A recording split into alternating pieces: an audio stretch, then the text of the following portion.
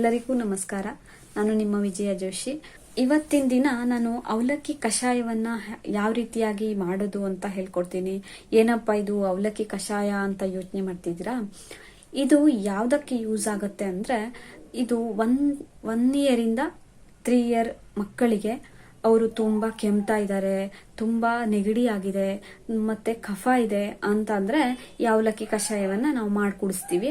ಇದು ಅವಲಕ್ಕಿ ಕಷಾಯ ಏನಾಗತ್ತೆ ಅಂದ್ರೆ, ಆ ಗಂಟ್ಲಲ್ಲಿರೋ ಕಫ ಇರತ್ತಲ್ಲ ಅದನ್ನ ತುಂಬಾ ಬೇಗನೆ ವಾಸಿ ಮಾಡುತ್ತೆ. ನಂತರ ಕೆಮ್ಮನ್ನ ವಾಸಿ ಮಾಡುತ್ತೆ. ನಂತರ ಮಕ್ಕಳಿಗೆ ರಿಲೀಫ್ ಅನ್ಸುತ್ತೆ. ಇದನ್ನ ದೊಡ್ಡವ್ರು ಸಹಿತ ಸೇವಿಸಬಹುದು. ದೊಡ್ಡವರು ಮಿಲ್ಕ್ ಅನ್ನ ಹಾಕದೆ ಕುಡಿಬೇಕು, ಚಿಕ್ಕವರು ಮಿಲ್ಕ್ ಜೊತೆ ಕುಡಿದ್ರೆ ಉತ್ತಮ ಆಗಿರುತ್ತೆ.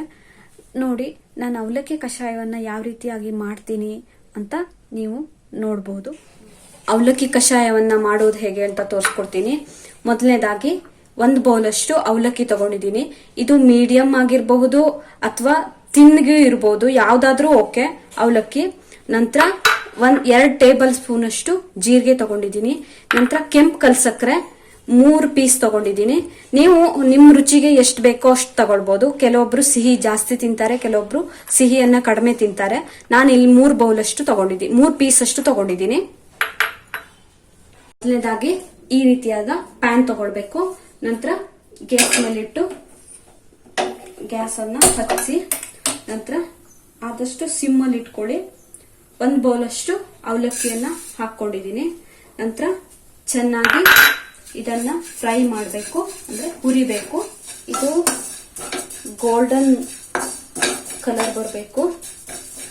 ಈಗ ಹುರಿತಾ ಇದೆ ನೋಡಿ, ಅಂದ್ರೆ ಗರಿ ಗರಿ ಆಗ್ತಾ ಇದೆ ನೋಡಿ. ಇದೇ ರೀತಿಯಾಗಿ ಚೆನ್ನಾಗಿ ಗೋಲ್ಡನ್ ಬ್ರೌನ್ ಬರಬೇಕು. ಗೋಲ್ಡನ್ ಕಲರು ನೋಡಿ ಆಗ್ತಾ ಇದೆ. ಈಗ 2 ಟೇಬಲ್ ಸ್ಪೂನ್ ಅಷ್ಟು ನಾನು 2 ಟೇಬಲ್ ಸ್ಪೂನ್ ಅಷ್ಟು ಜೀರಿಗೆಯನ್ನ ಹಾಕೊಂಡಿದ್ದೀನಿ ನೋಡಿ. 2 ಟೇಬಲ್ ಸ್ಪೂನ್ ಅಷ್ಟು ಜೀರಿಗೆ ಹಾಕೊಂಡಿದ್ದೀನಿ. ನಂತರ ಇದರ ಜೊತೆನೆ ಇದನ್ನು ಹುರಿಬೇಕು. ಒಂದು 5 ನಿಮಿಷದಷ್ಟು ಹುರ್ಕೊಂಡ್ರೆ ಸಾಕಾಗತ್ತೆ ನೋಡಿ. ಅವಲಕ್ಕಿ ಹುರಿತಾ ಇದೆ. ಈಗ ನಿಮ್ಮ ಗ್ಯಾಸ್ ಅನ್ನು ಆಫ್ ಮಾಡಿ ಸ್ವಲ್ಪ ಒಂದು 5 ನಿಮಿಷಗಳ ಕಾಲ ಅದು ತಣ್ಣಗಾಗುವವರೆಗೆ ಕಾಯಿರಿ. ಈಗ ತಣ್ಣಗಾಗಿದೆ. ಈಗ ಮಿಕ್ಸಿ ಜಾರ್ ಅನ್ನ ತಗೊಳ್ಳಿ. ಮಿಕ್ಸಿ ಜಾರಲ್ಲಿ ಇದನ್ನ ಹಾಕಿ ಇದನ್ನ ನುಣ್ಣಗೆ ಪೌಡರ್ ಅನ್ನ ಮಾಡ್ಕೊಳ್ಬೇಕು ನೋಡಿ. ಈ ರೀತಿಯಾಗಿದೆ. ಇದನ್ನ ಪೌಡರ್ ಅನ್ನ ಮಾಡ್ಕೊಳ್ಬೇಕು.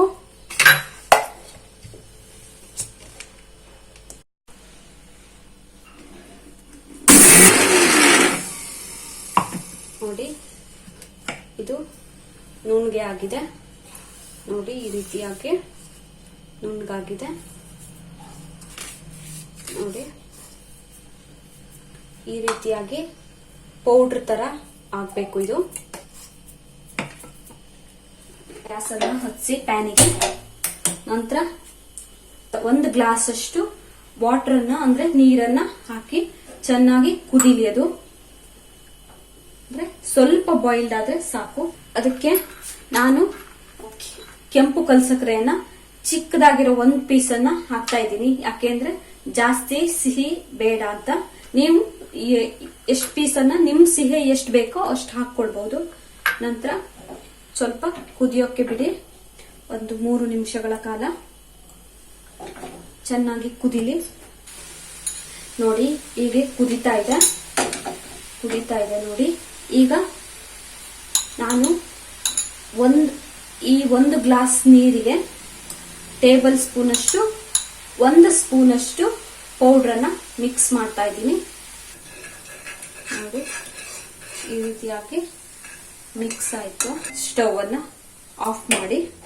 ಈಗ ಇದನ್ನ ಸರಿಯಾಗಿ ಇದನ್ನ ಸೋಸಬೇಕು. 1 ಗ್ಲಾಸ್ ಅಷ್ಟು ನೀರು ತಗೊಂಡ್ರೆ ಇದು 1/4 ಗ್ಲಾಸ್ ಅಷ್ಟು ಕುದಿಬೇಕು ನೋಡಿ. 1/4 ಗ್ಲಾಸ್ ಆಯ್ತು. ಈಗ ನೋಡಿ ಇಷ್ಟಾಗಿದೆ. ಇದಕ್ಕೆ ನೀವು ಹಾಗೆ ಕುಡಿಬಹುದು, ಇಲ್ಲ ಅಂದ್ರೆ ಇದಕ್ಕೆ ಸ್ವಲ್ಪ ಮಿಲ್ಕ್ ಅನ್ನ ಮಿಕ್ಸ್ ಮಾಡಿ ಕುಡಿಬಹುದು.